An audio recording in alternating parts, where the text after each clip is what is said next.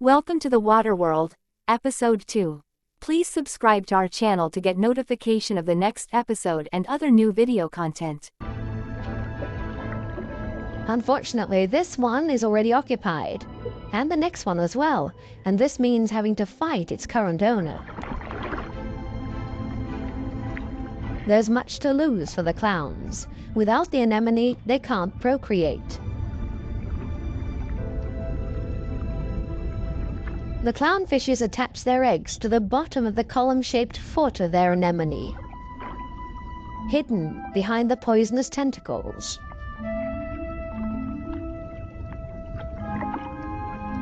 Both male and female tend to the eggs. They fan fresh water on them. The eyes of the babies are already clearly visible. The clowns are very protective of their eggs.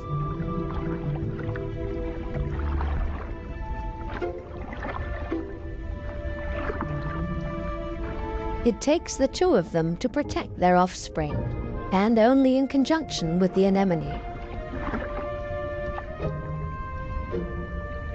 Everybody in the reef has to take special care of their young. If they don't, it means their species will simply die out. So it's not surprising that everybody gives it their best effort.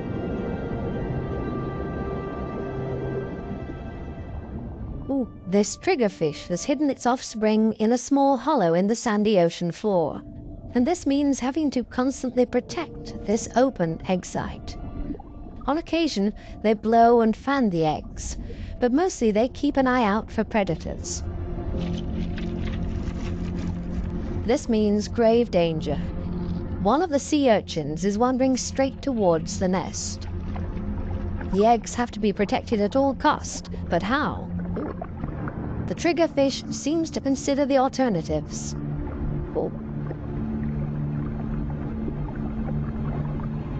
But then it blows, and then rams the sea urchin. Again and again until it breaks. The sea urchin's guts spill out into the open. A few more hits for good measure. The danger has been averted. Everything else is easy.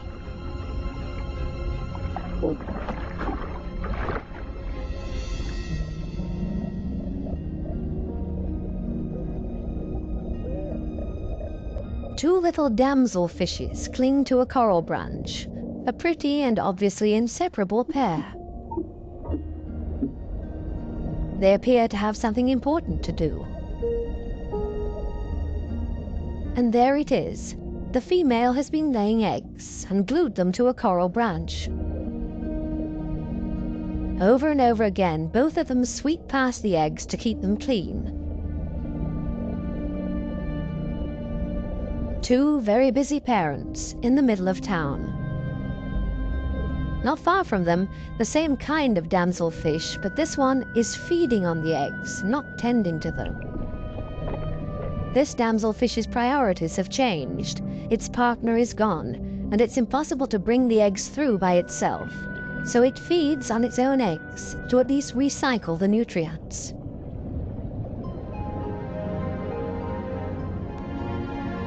There are many different strategies to give one's offspring a good start.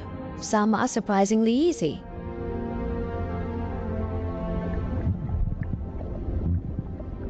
The mass mating of the black sea breams. The males are so generous with their sperm that often a cloud of it will engulf the entire wedding party.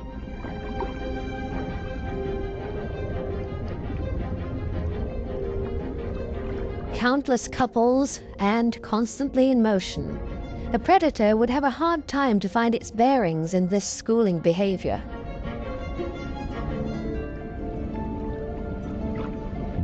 The fish's instincts cause them to mass mate in order to ensure the survival of their species.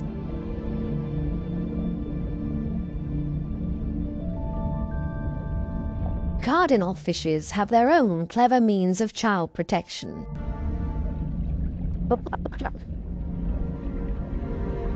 It's not time yet. The couple are still flirting and courting with each other, going around and around.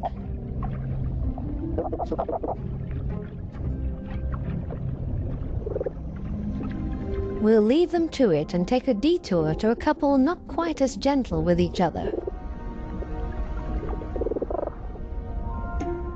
Monkfishes live in groups, and their nests are very close to one another.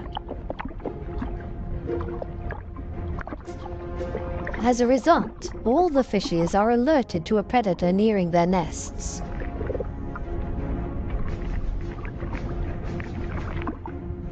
Hermit crabs love to feast on the eggs of the monkfishes, so the protective parents are all getting nervous.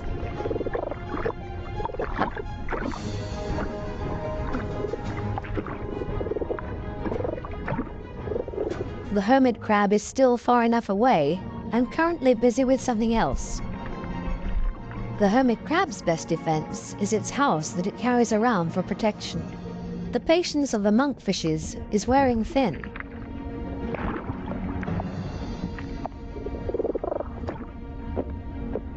Now everyone attacks in order to bowl the crab away from their nests.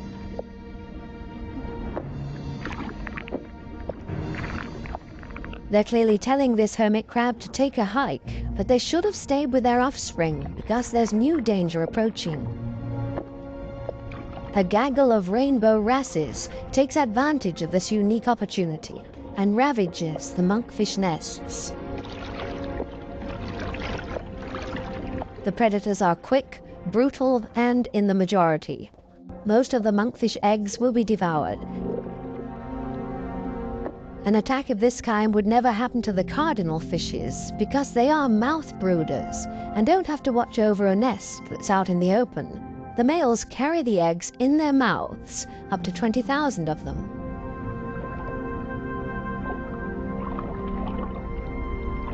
A mobile nursery. They're safe here in their father's mouth, unless of course he gets eaten.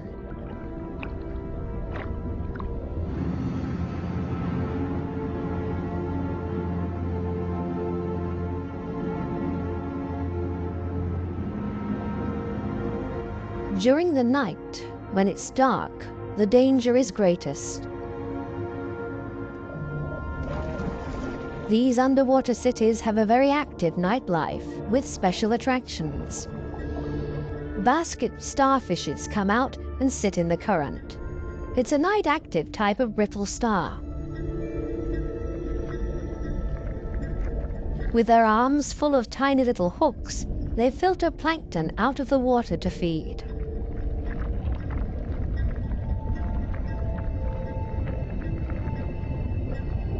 A very elegant feather star. It's on the move to find a better spot to filter plankton.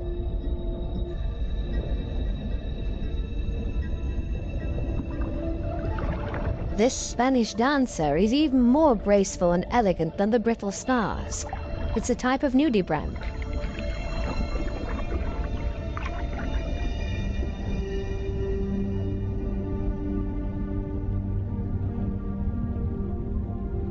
The giant pufferfish is relaxed and spends the night dozing off on the sandy bottom. Others prefer the safety of their quiet bedroom, a surgeonfish. Everybody settles in for the night as comfortably as possible. The parrotfish tucks itself away in its mucus cocoon for protection against predators.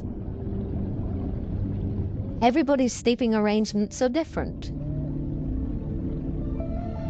The poor triggerfish has to stand guard by its nest all night long. There's no time to rest.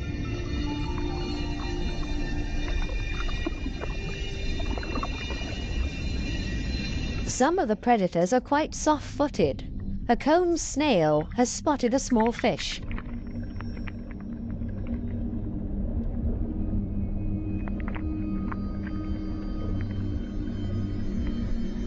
The snail is fast, and the prey disappears in the blink of an eye.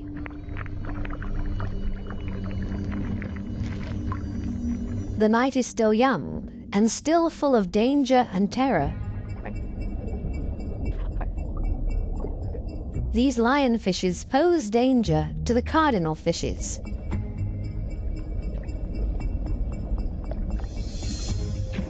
Lionfishes suck in their prey.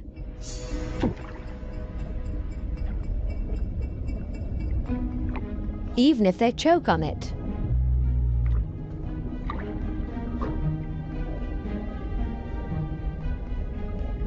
They're hanging around waiting for their chance.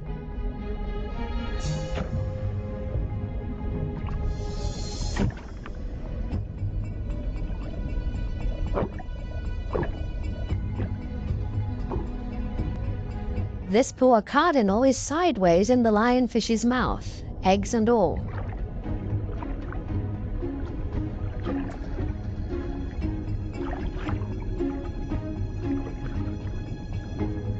Lionfishes aren't the most elegant predators, with all their attachments and frayed fins.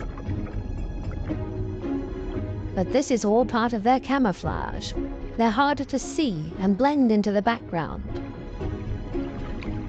Outside the reef, the lionfishes hunt as a school. They drive their prey towards one another with their fanned-out fins.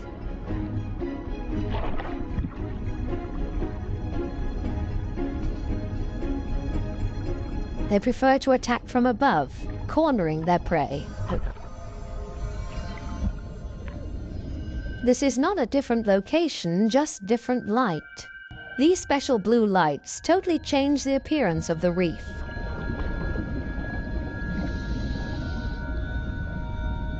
Now we can see that the coral polyps are bright red, and they clearly stand out from their environment.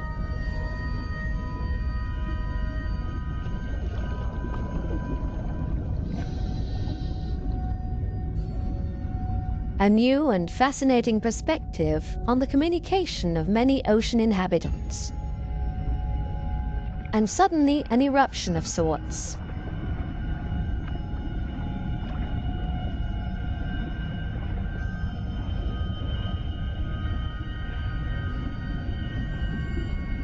It looks like smoke, but in reality it's a type of reproduction.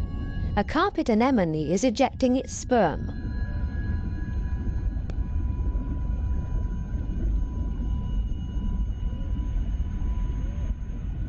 In the blue light, it looks like a dramatic eruption.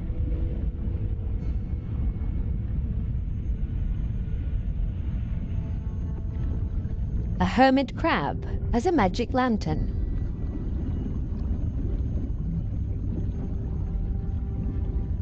The blue light brings out these colors.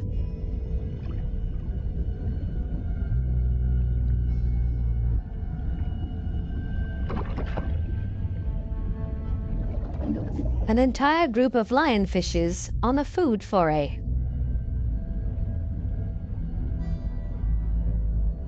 The animals don't seem to know any fear. It seems that they're well aware of the poison they carry in their back spines. They even use the light of our dive torches to their advantage. There's no nightly rest to be had here.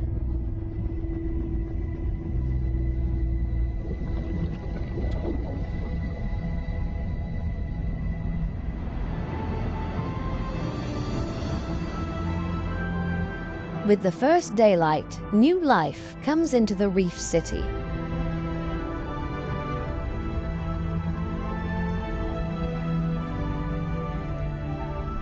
They all seem to start going again, ponderously with armored fins.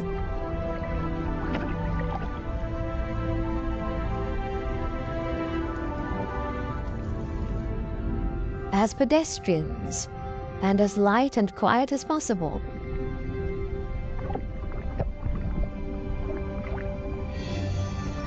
Mother and daughter, elegant and synchronous. Some have to hustle along on 10 legs. This spider crab runs straight into a brittle star gathering. A giant smash-up in the early morning.